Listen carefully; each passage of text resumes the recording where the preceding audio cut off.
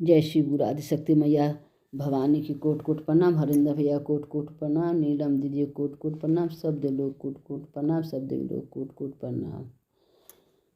12:12 पर गुरु जी के आसन डोलेला।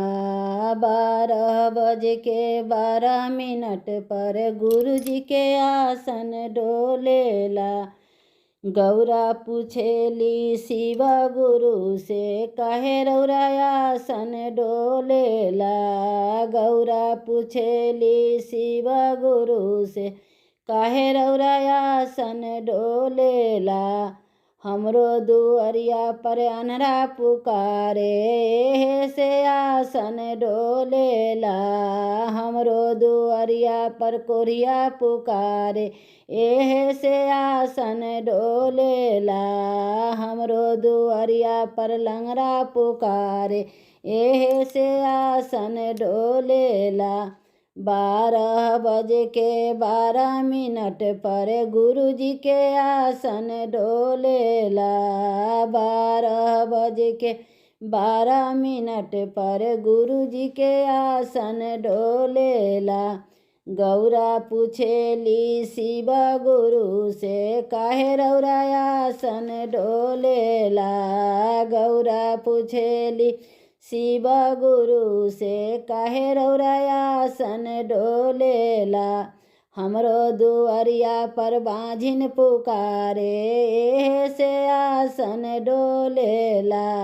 हमरो दुअरिया पर कन्या पुकारे हो से आसन डोलेला।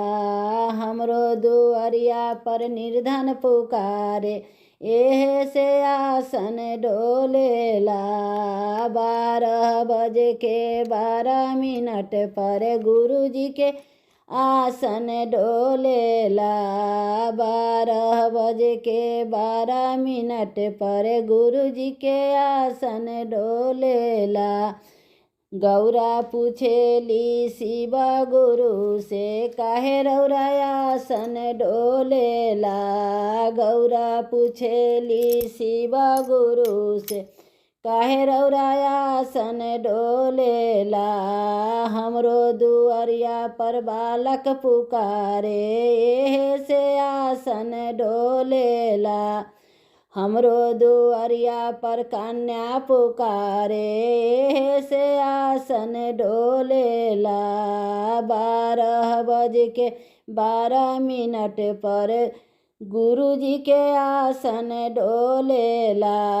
12:12 पर गुरु जी के आसन डोलेला। गौरा पूछेली शिव गुरु से काहे रौरा आसन डोलेला। गौरा पूछेली शिव गुरु से काहे रौरा आसन डोलेला। हमरो दुअरिया पर दुखिया पुकारे से आसन डोलेला। 12:12 पर गुरु जी के आसन डोलेला। गौरा पूछेली शिव गुरु से काहे रौरा आसन डोलेला।